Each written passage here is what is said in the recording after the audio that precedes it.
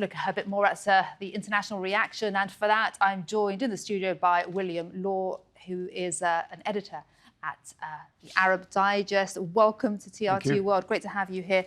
Just your thoughts right now on the Gaza ceasefire deal and the hostage deal, and also this bizarre limbo period that we're in, because of course the Israeli cabinet has yet to sign off on the deal officially. Yeah, I think it's a worrying time. It's an uncertain time. Netanyahu has played this game before, where we seem to be close to a ceasefire, and then more elements are placed on the table. The Israelis say that Hamas has introduced new elements. That may be the case. It may not be the case. As I say, Netanyahu is well versed at playing this game. I think that there will be a deal, but I think in the interim period, we are seeing just today more Israeli strikes in Gaza. I believe 90 people now have been killed in these attacks. The longer he plays it out, the more perhaps he appeases the far-right extremists in his government, Itamar Ben-Gvir, the national security minister, and the finance minister, Bezalel Smotrich, who are not happy that the ceasefire has gone as far as it has and the road has gone down. They're not happy with it at all.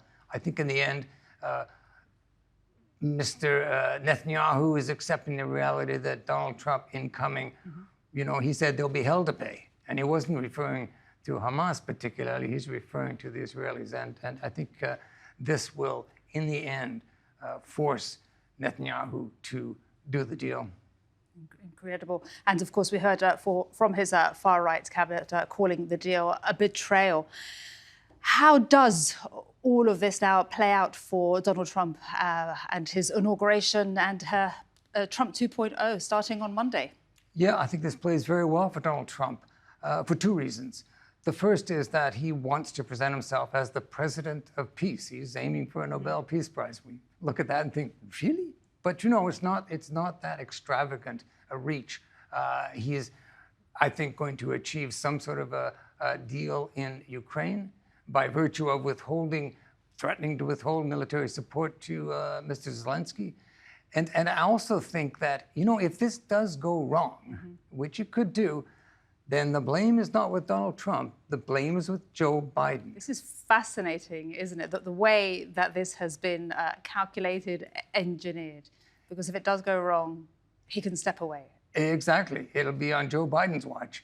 And he can do his mocking routines about Mr. Biden and his That's so interesting. Because yesterday, of course, so much of the questioning was who takes credit for the deal. And of course, we saw both of them. There was an announcement by Trump, and President Biden, of course, came up and made an announcement flanked, of course, by Kamala Harris and Antony Blinken. You are an editor at the Arab Digest. What do you foresee for the Arab world under Trump? Are we going to see a normalization of relations between Israel and Saudi Arabia, for example, under Trump?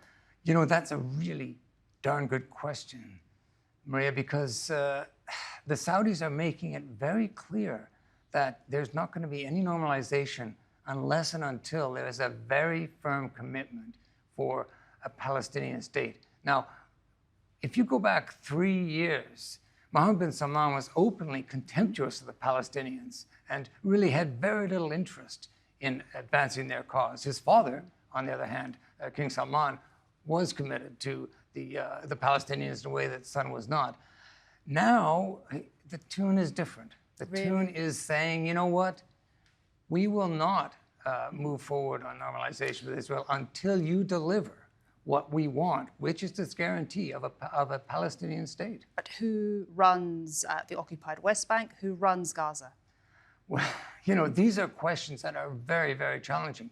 The Americans are pushing for the PA. Well, I have friends and colleagues in the West Bank who are completely contemptuous of Mahmoud Abbas and the PA. They see them as basically collaborators with the Israelis in the subjugation of the West Bank Palestinians. Hamas has signed a ceasefire deal. Therefore, Israel has been forced to recognize that Hamas is still, despite all the damages inflicted, a political player. Absolutely. So, we don't know how these pieces are going to fit.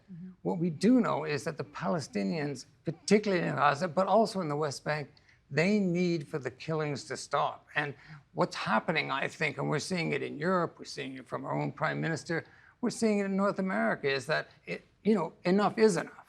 And that public pressure that on the streets.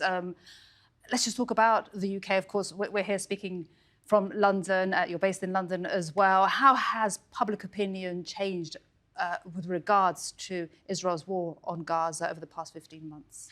I think there's been a disconnect here in North America, in Europe, between the governments and the people. I think that more and more people see the Palestinian cause supported because they see what's going on. It's a live streamed almost. Live streamed. I was going to say real-time genocide is happening, and they cannot and will not accept that. So I think the governments now are being forced to recognize that they too have finally to step up and take a stand.